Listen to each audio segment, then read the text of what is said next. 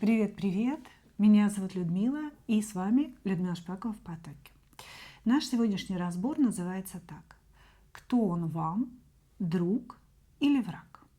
И у нас будет 3 позиции, мои дорогие. Значит, смотрите, на этот расклад вы можете загадать не только какого-то мужчину, да, с которым у вас есть отношения или закончились отношения, но и подругу, коллегу по работе, мужчину, женщину, неважно, да, потому что мы с вами будем смотреть, кто этот человек для вас, друг или враг, да, а человек у нас может быть, в общем-то, двух полов, да, мужчина или женщина. Значит, итого, значит, сначала я провожу сигнификацию самого человека. Буду говорить о его характеристиках, энергии, да. Если я по привычке, да, буду говорить все-таки о мужчине, да, но если вы загадали женщину, то вы стараетесь уловить просто, да, есть ли какие-то схожие характеристики того, что я говорю с вашим персонажем загаданным. Далее мы посмотрим, кто этот человек для вас, друг или враг, что он несет в вашу жизнь, этот человек, стоит ли вам его опасаться или наоборот радоваться, что этот человек в вашей жизни есть. И, конечно, возьмем для вас совет, да, что вам делать в ситуации с этим человеком. Итак, кто он вам, друг или враг? Позиция номер 1. Отлично, кубковый король.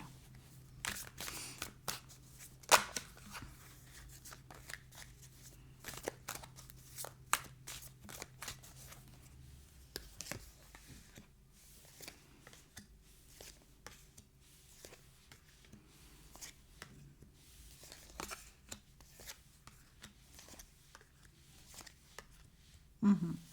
Ну, здесь явно мужчина, если честно, да, то есть женщина по этой позиции никак не может быть. Значит, что за мужчина пришел? Соблазнитель.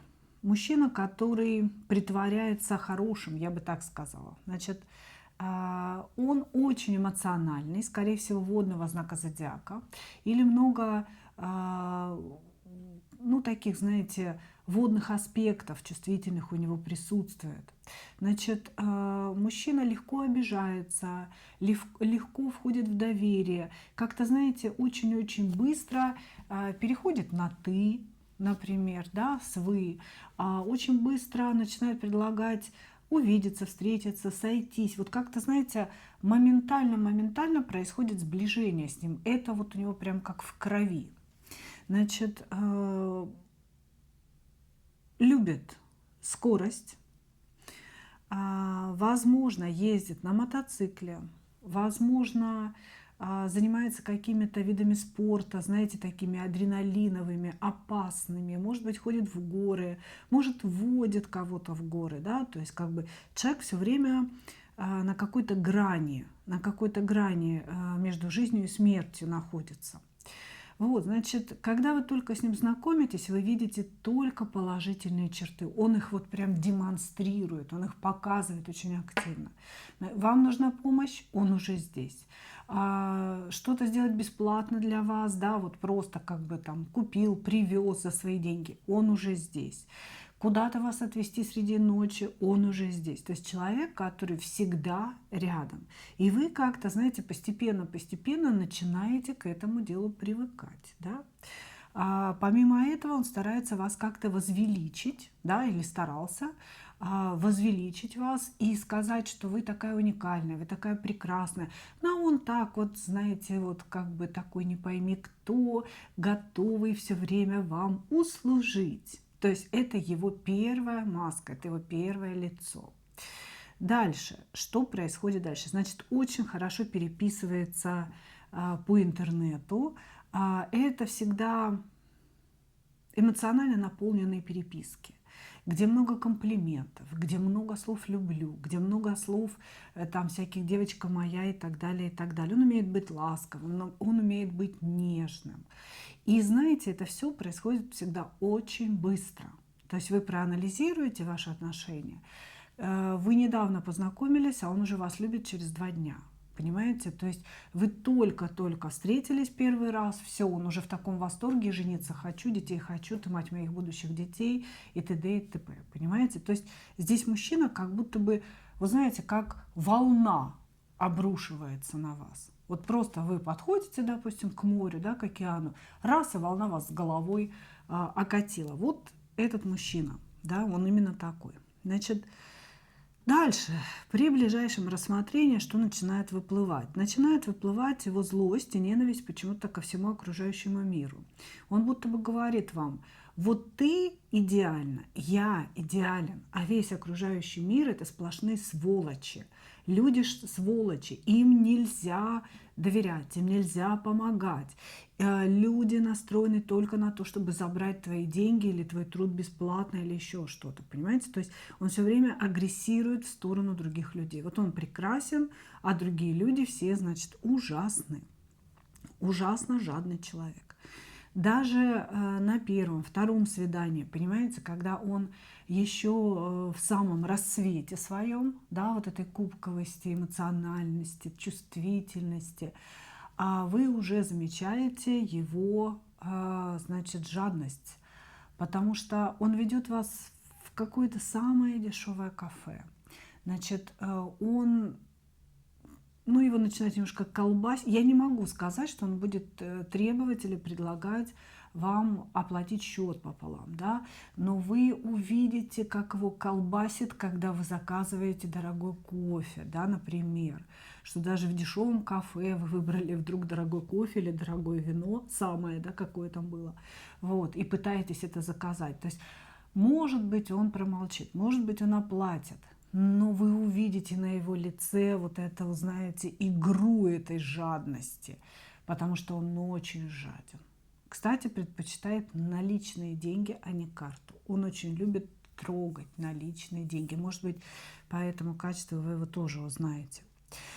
Вот, значит, в целом очень интересный мужчина, который считает, что любовь не должна включать в себя никакого материального аспекта.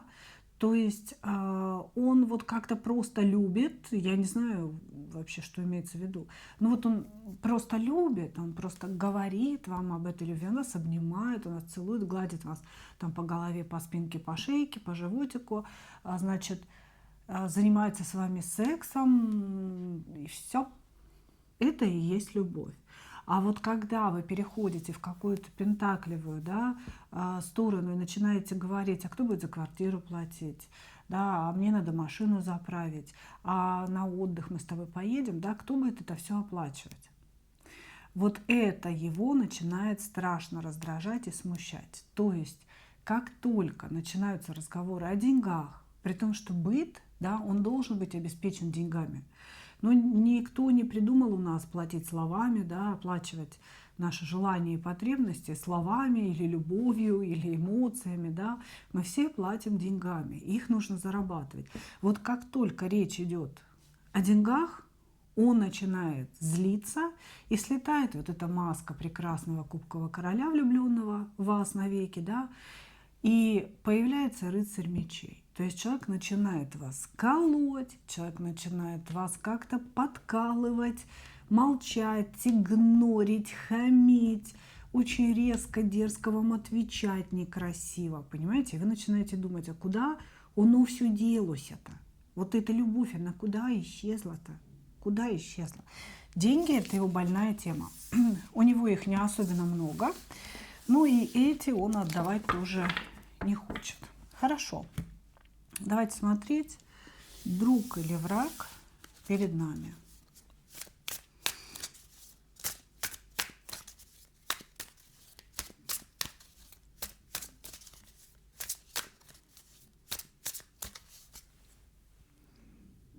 Друг или враг перед нами. Угу.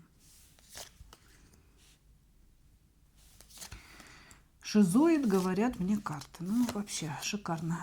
Я еще вам тут сейчас диагнозов наставлю.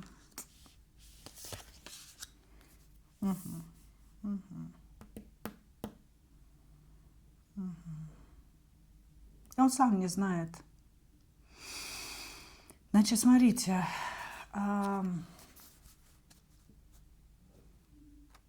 понимаете, друг или враг – это, по сути, вопрос, каковы истинные намерения человека в вашу сторону. Он не знает, какие у него истинные намерения. Он сам себя не знает. Он не понимает, что он хочет. Он не понимает, где он оказался в этой жизни. Почему все так произошло. У него такое количество вопросов в голове. И единственное, что он четко понимает и знает, что он должен за вами следить. У него какая-то фишка, бзык какой-то на слежке. Здесь человек, вы знаете, он следит прям очень жестко, да, это не просто где-то подглядывать в сети за вами. Это поиск информации по каким-то пабликам, может быть, где вы зарегистрированы. Может быть, если на сайтах знакомств были, да, какие-то фотографии, что вы там ставили, не ставили, или какие-то посты. Вот, то есть здесь человек за вами следит, у него прям это болезненная история, слежка за вами ежедневная, и он, ну вот, пожалуй, то, что его действительно привлекает, так какие-то эмоции, которые он испытывает от этой слежки за вами. Вот, значит, он не знает, что ему от вас нужно. Он лишь видит, что вы очень ресурсный человек.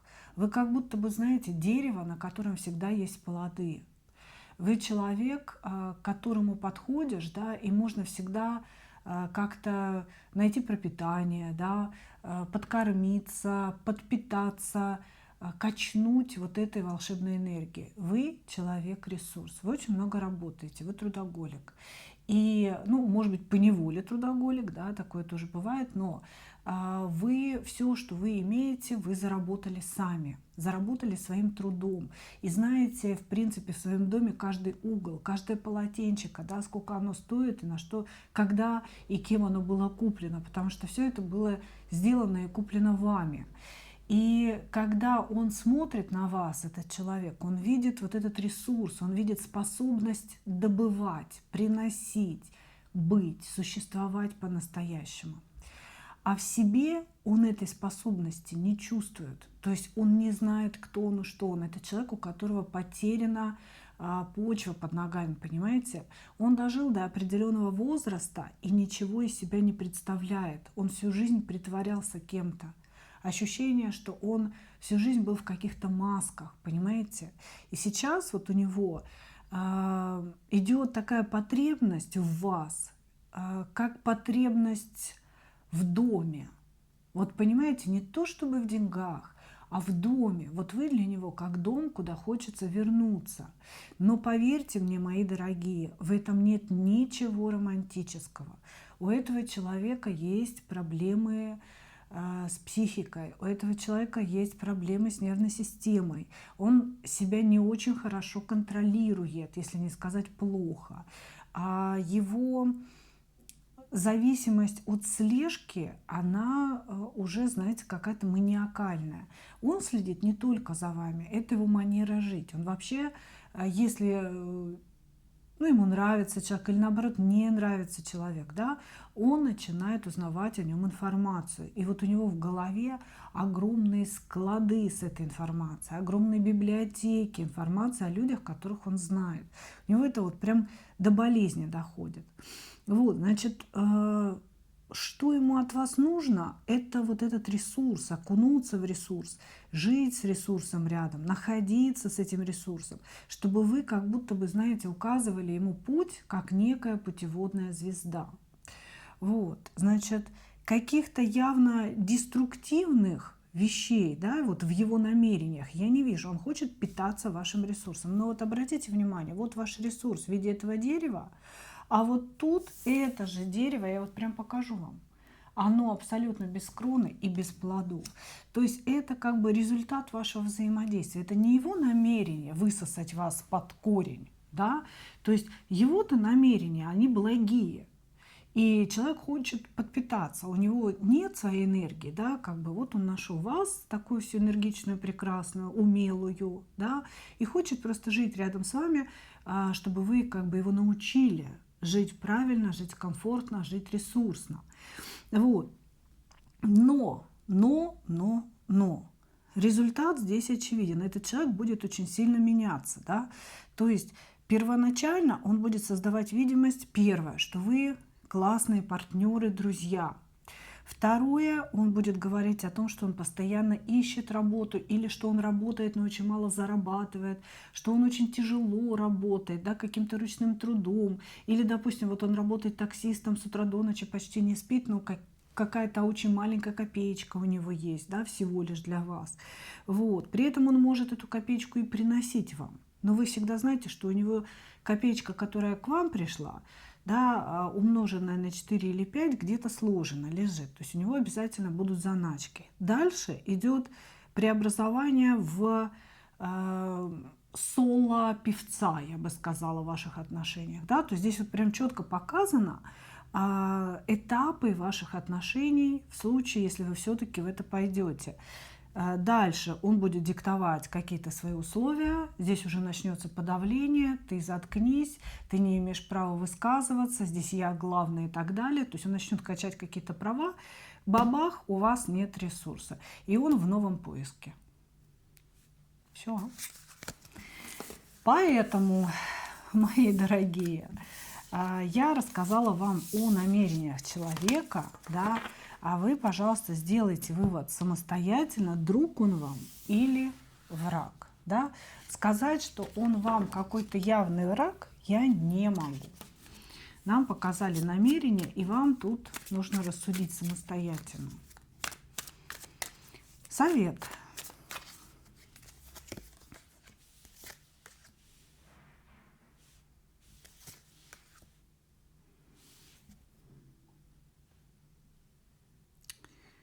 Совет. Совет, вы знаете, наверное, слушать свою интуицию и очень так странно, знаете, служить своему эго, но, наверное, это выбирать себя. Тут вот такая ситуация. То есть совет выбрать себя, быть максимально эгоистичной и выбирать не себя в плане духовного существа, да, а себя в плане человека, который удовлетворяет свои потребности. То есть выбрать служение своему эго. Если этот мужчина не может удовлетворить ваши потребности, если он не может их обеспечить финансово, тогда. Понимаете, да? Вот, то есть здесь на самом деле нужно слушать свою интуицию и очень-очень четко присмотреться к этому мужчине с позиции, соответствует ли он удовлетворению ваших потребностей или нет. И принимайте решение уже исходя из этого. Благодарю вас. Двигаемся дальше.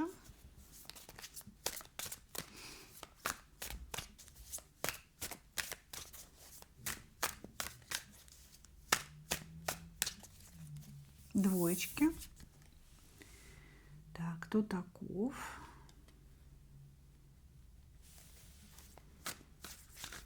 Очень эмоциональный человек, который очень-очень много говорит, постоянно как-то, знаете, вот его чуть-чуть больше, чем необходимо. То есть он постоянно что-то вот, опа, и кроме этого ничего, это что за интересная такая личность. То есть вот смотрите, вы общаетесь с этим человеком, будь то мужчина или женщина, и этот человек все время стрекочет, невозможно ему рот заткнуть. Из этого рта постоянно льется вообще все. Вот буквально, знаете, как вот акын в Киргизии. Что вижу, то пою. Понимаете, пошел баран, баран пришел, травы поел, солнце вышло, облака пришли, горы мои прекрасные. Понимаете, то есть как бы здесь человек, который собирает всю информацию, которую можно, и выдает ее. Окей, что еще? И почему-то дают блокирующую карту, знаете, как будто бы за ворохом вот этих бесконечных слов, которые он произносит, или он, или она, да, пустота. Пустота, огромная пустота. И человек говорит, чтобы не увидеть эту пустоту в себе.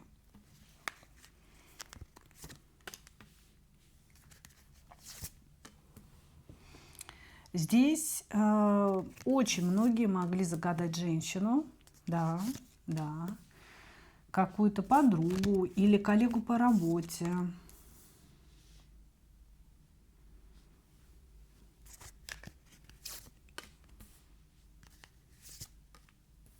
У которой сейчас рушится брак.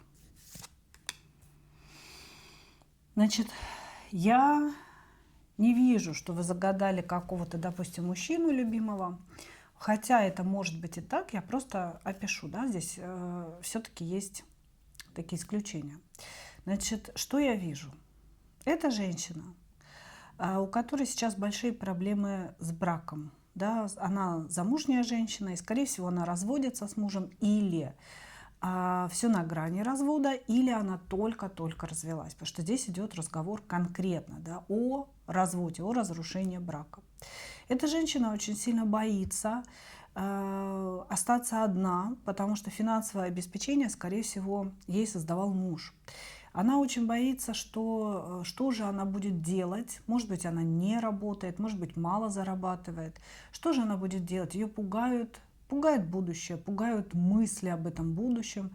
И она, если честно, пытается уйти от этих мыслей куда-то в иллюзорную реальность. Понимаете? Здесь могут быть какие-то алкоголь, да, то есть какие-то зависимости, которые уводят эту женщину от вот этих вот беспокойных мыслей постоянных.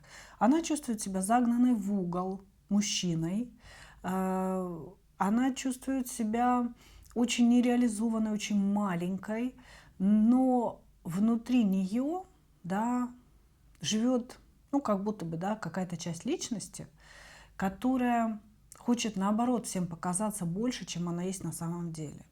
Поэтому эта женщина, являясь сама вот какой-то пустотой, да, по блокирующей картой, пытается создать видимость своей значимости. Может быть, она покупает дорогущие наряды. Может быть, она ведет там страничку Инстаграма, где она вот просто супер-пупер-дрюпер, да? Вот, женщина, на которой нужно равняться. Но на самом деле это все иллюзия, это все выдумка, это все неправда, это все вот обман, обман, обман. Значит, сейчас у нее глобальное ощущение пустоты, ощущение страха за свое будущее, за то, как она будет себя кормить, может быть, себя и детей своих. И вот от этой пустоты, от того, что она, ну, она внутри, правда, какая-то очень-очень пустая. Не знаю почему. Она очень много говорит, она очень много все обсуждает, какие-то сплетни, и вас в том числе. Да, с вами обсуждает кого-то, с кем-то обсуждает вас. Вот, она всегда жертва обстоятельств, очень духовная, я всем помогаю, я, значит, ну, как бы и кошечку подберу на улице, и человеку помогу, и денег дам, и хлебом накормлю, но меня вот никто не накормит, меня никто не видит, меня никто не понимает, и вот меня все бросают и так далее. То есть она все время жалуется на окружающих, но при этом она очень хорошая на словах, да, на своих собственных словах. Значит, вот я вижу конкретно женский образ, мои дорогие, но с таким же успехом может быть и мужчина. Да, просто в таких мягких женских энергиях вы можете это все, что я сказала, переложить на мужской образ. Просто здесь будет мужчина, очень похожий на женщину в своих энергиях, в своем восприятии жизни, в своих проявлениях. И вот он делает ровно то, о чем я рассказала. Вот, значит, человек этот еще постоянно передвигается, то есть как будто бы не может на месте стоять. То в одну командировку, то в другую, то в отпуск, то с отпуска, то туда, то сюда, то на танцы пошла, то, значит, я не знаю, в шахматы записалась. Ну, короче говоря, постоянно у нее какая-то круговерть. Хаос. Этот человек хаос. Хорошо. Кто вам эта женщина или мужчина в женских энергиях? Кто вам этот человек? Друг или враг?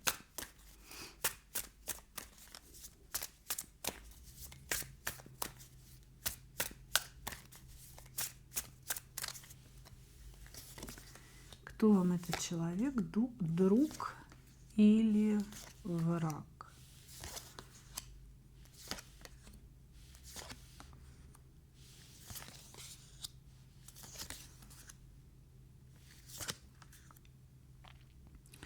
Человек, с которым вы можете потерять себя.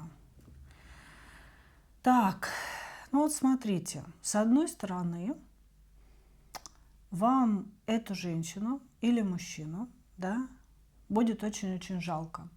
Вам будет казаться, что эта женщина очень творческая, такая вся воздушная, у нее огромное количество идей, и действительно ее не понимает мир. И вот действительно ваша задача — это взять ее за руку и куда-то вести, поддерживать ее, потому что у нее она такая добрая, у нее такое прекрасное сердце, столько таланта и всего остального, да. То есть поначалу у вас будет вот такое ощущение от этой девушки, да, от этой женщины. И ощущение, что вы сильнее, что вы должны взять ее за руку и куда-то вести. Но потом вы начнете видеть, первое, что она безумно врет. При том, что она врет и верит, что она врала, в то, во что она врала, то, о чем она врала, короче говоря, все запуталось. Значит, здесь человек, у которого одна и та же история всегда выглядит по-разному. Она забывает, что она говорила, она преподносит эти истории совершенно по-разному. И вы начнете вскоре понимать, да, что очень-очень много это просто вранье. И очень хорошо не опираться на все ее рассказы и о себе, и о других людях, потому что вы можете попасть в просак такой серьезный. Она что-то такое сочиняет, говорит, переносит свое мнение вместо фактов, да, и через время она сама забывает и верит в то, что она соврала, да, скажем так, верит в то, что она соврала, потом забывает, заново врет и верит уже во что-то новое. Короче говоря, здесь такой сумбур. И ваше стремление этого человека поддержать, окунуться в ее доброту, да, вы сейчас очень верите этому человеку. Почему-то у вас идет такое доверие, сострадание, какое-то соприкосновение с ее душой. Вот, вам ее жаль, вы считаете ее особенной. Через время вы поймете, что нельзя опираться вообще ни на что, что она говорит, из того, что она говорит. Да, она действительно такой звездный человечек, но то есть, ну, ни у кого не бывает, да, только отрицательных или только положительных качеств. У нее есть очень много положительных качеств, но само ваше взаимодействие, мы же сейчас смотрим, друг или враг вам, да, само ваше взаимодействие будет для вас абсолютно истощающим. Эта женщина похожа на пиявку, которая присосется и будет сосать из вас кровь.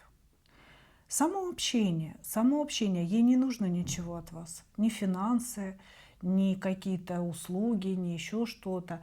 Ей само общение необходимо. Ей вообще нужно, чтобы ее слушало как можно больше народа, потому что когда она находится в одиночестве, ей плохо, она боится себя, своей пустоты. Заглядывая внутрь, она видит абсолютную черную дыру, яму, не знает, что ей нужно, кто она, зачем. Она испытывает колоссальный страх, заглядывая внутрь себя.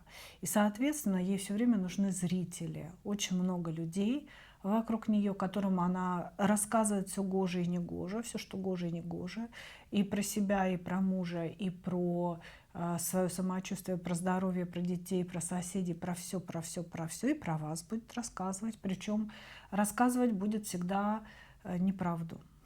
Не то, что было, а то, что ей показалось, то, что она додумала, то, что она нафантазировала. Потом это все тоже будет переделываться, если кому-то будет интересно, да, и вот как бы заново. Ну, тут вам тоже придется самостоятельно решить, друг или враг вам эта женщина, да. Если разговор о мужчине в таких женских энергиях, все то же самое абсолютно, да, вот все то же самое. Поэтому это человек, с которым вы можете потерять себя, потерять покой, потерять энергию. Человек, с которым вы после общения с которым вы будете чувствовать колоссальную усталость, вам будет хотеться спать, вам будет хотеться прилечь, да, съесть там торта, сладкого, чего-то, чтобы восстановить вот этот вот баланс в организме. Вы будете не понимать, что произошло. Вот, значит, здесь вам очень серьезный совет такой, это уже из области магии совет, да. Если вы все-таки выберете дружбу с этим человеком, да, не ешьте вместе с ней, не ешьте, ничего не пейте, тем более алкоголь вместе с ней. Не надо этого делать, потому что когда вы поглощаете еду, когда вы поглощаете напитки или тем более алкоголь, который открывается хасрара чакру, да, вы открыты и вы берете в себя вместе с материей, да, вместе с едой или напитками, вы берете в себя информацию, которая записывается на этой еде, да, и если вы находитесь за столом с этой дамой, а она постоянно трындит вот эту мусорную информацию, вся эта информация скопом записывается на еду, весь этот хаос помещается в вас, когда вы кушаете или пьете.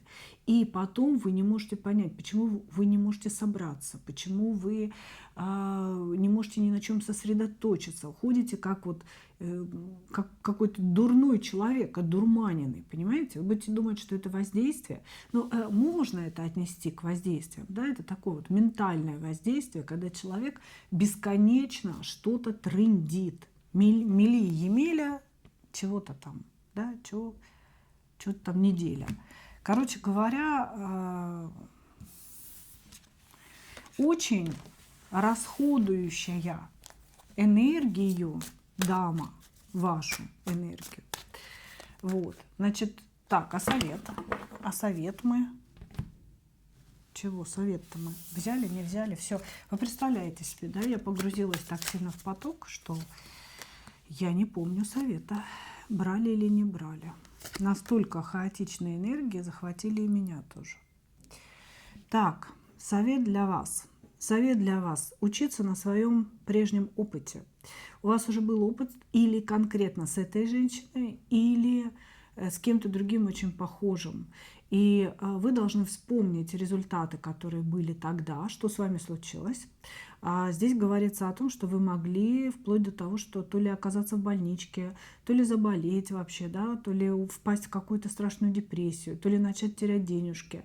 Из вас уходила энергия, она уходила прямо вот отсюда, из анахата чакры, да, это скорее вот такая духовная энергия, да, не совсем материальная. Вот. И здесь вам говорится, вспомни предыдущий опыт. Вспомни, никто не изменился. Или к тебе пришел такой же человек, как тогда. Вспомни, что с тобой было, и сделай правильный выбор. Таков совет. Благодарю, двоечки.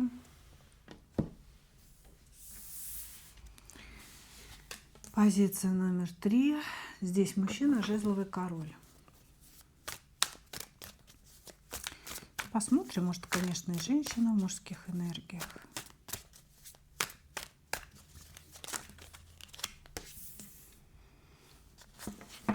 Больше похоже на мужчину. Да.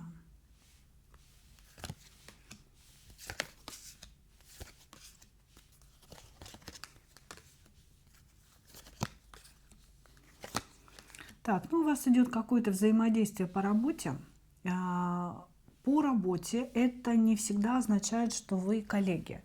Это может быть услуги какие-то, да, вы обратились к нему, он к вам. Это может быть человек, с которым нужно подписать договор, и вы с ним встретились там разово, допустим.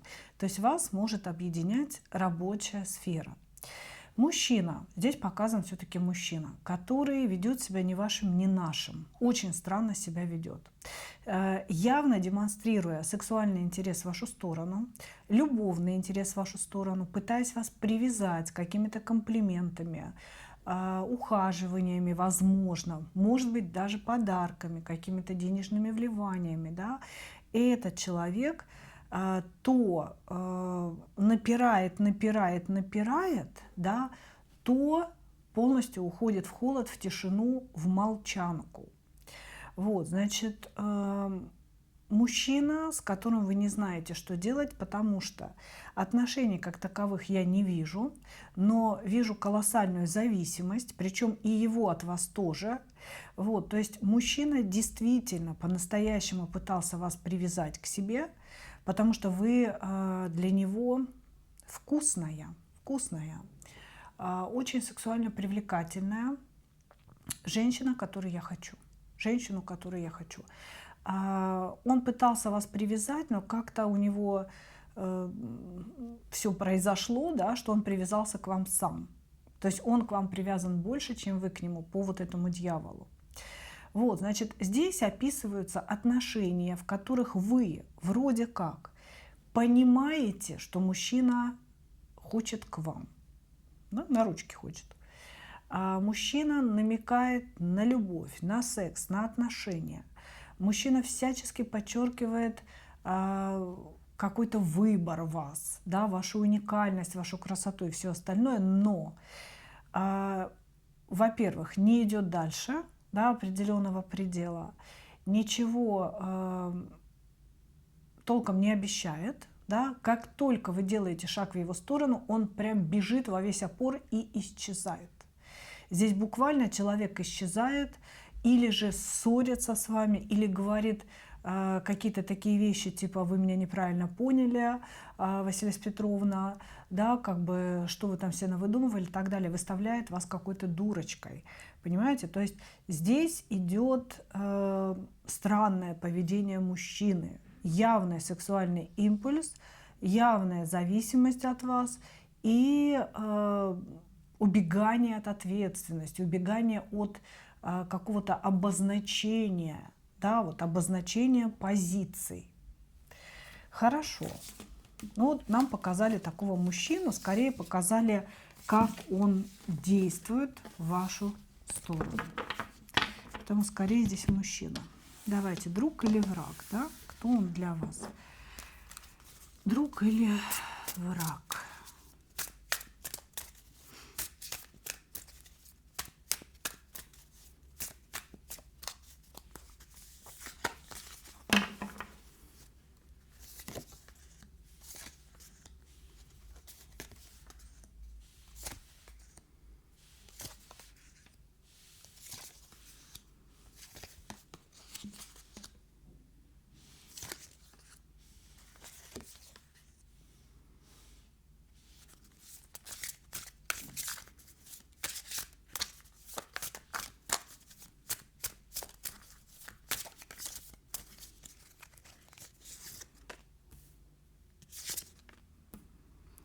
Этот человек – проходящая позиция в вашей жизни, проходящий поезд. Поезд, который остановился всего лишь на парочку минут на вашей станции, и поедет он дальше. Этот мужчина женат, у этого мужчины есть о ком подумать, собственно говоря, у него есть какие-то свои идеи, свои планы жизненные, да, они такие грандиозные достаточно, вот, в плане денег, в плане каких-то покупок, в плане исполнения своих мечт. И, к сожалению, а может быть и к счастью, мы никогда не знаем, хорошо это или плохо, да, но это все не включает вас. Не включает вас. Тут человек вам никто, не враг и не друг. Никто, потому что его скоро в вашей жизни не будет. Он скоро из вашей жизни исчезнет. Он просто пойдет дальше. Сейчас у него эмоциональная опустошенность. Он, первое, занят какими-то подсчетами, расчетами в своей жизни. Может быть, он принимает какие-то сложные решения, надо что-то продать, куда-то переехать, что-то купить детям, оплатить учебу и так далее. То есть он все время в каких-то расчетах в своей голове. И сейчас у него такое, знаете, ну вот состояние, когда пустенько так, как-то все поднадоело, устал. Мужчина устал, истощен, да, истощен своими подсчетами, обязательствами и так далее.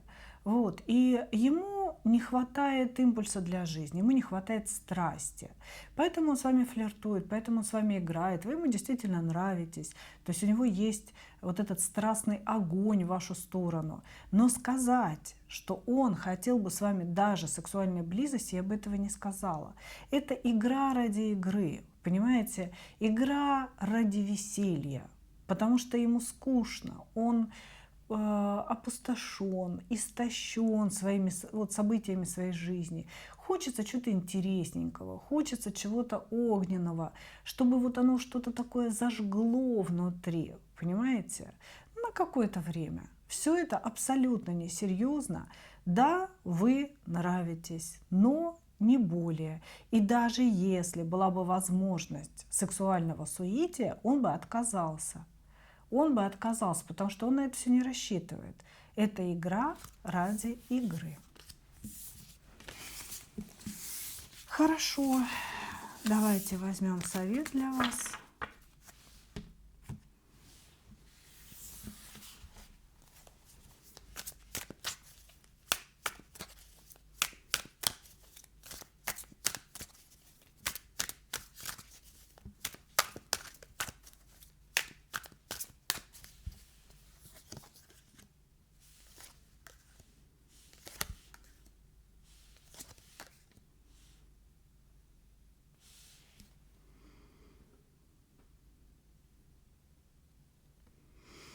Какой тут совет? Слушайте, здесь совет на самом деле идти дальше. Идти дальше, не останавливаться, не заморачиваться. Здесь на самом деле очень скоро в вашей жизни появится мужчина, который действительно будет проявляться по-настоящему, по рыцарю кубков, да, к вам скачет рыцарь кубков во весь опор.